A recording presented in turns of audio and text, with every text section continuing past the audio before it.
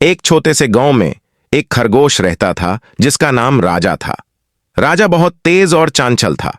वो हर रोज अपने गांव में घूमता था और हर किसी से दोस्ती करती था। एक दिन राजा ने एक छोटे से पेड़ को देखा जिस पर एक प्यारा सा फूल खिल रहा था। राजा ने सोचा, मैं ये फूल तोड़कर अपने घर में रखूंगा।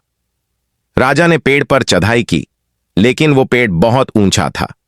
राजा ने बहुत कोशिश की, लेकिन वो पेड़ पर नहीं चढ़ पाया। तभी एक बड़ा सा हाथी, जिसका नाम रानी था, ने राजा को देखा। रानी ने कहा, राजा तुम क्या कर रहे हो? राजा ने कहा, मैं ये फूल तोड़ना चाहता हूं। रानी ने कहा, मैं तुम्हारी मदद कर सकता हूं। रानी ने अपने ट्रंक से पेड़ को पकड़ लिया और राजा को पेड़ पर चढ़ने में मदद की।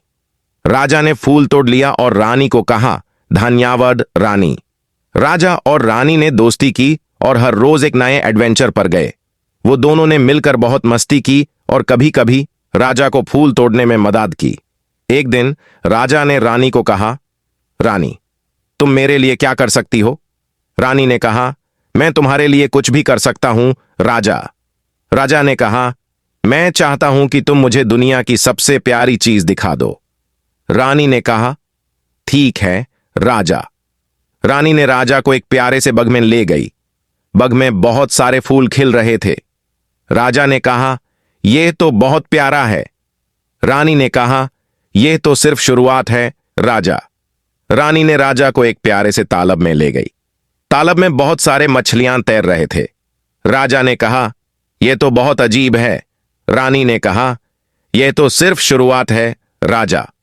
रानी ने राजा को एक प्यारे से जंगल में ले गई। जंगल में बहुत सारे जानवर रहे थे।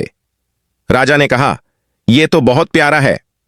रानी ने कहा, यह तो दुनिया की सबसे प्यारी चीज है राजा। राजा ने कहा, धन्यवाद रानी। राजा और रानी ने फिर से एक नए एडवेंचर पर गए। वो दोनों ने मिलकर बहुत मस्ती की और कभी कभी राजा को फूल तोड़ने में मदद की।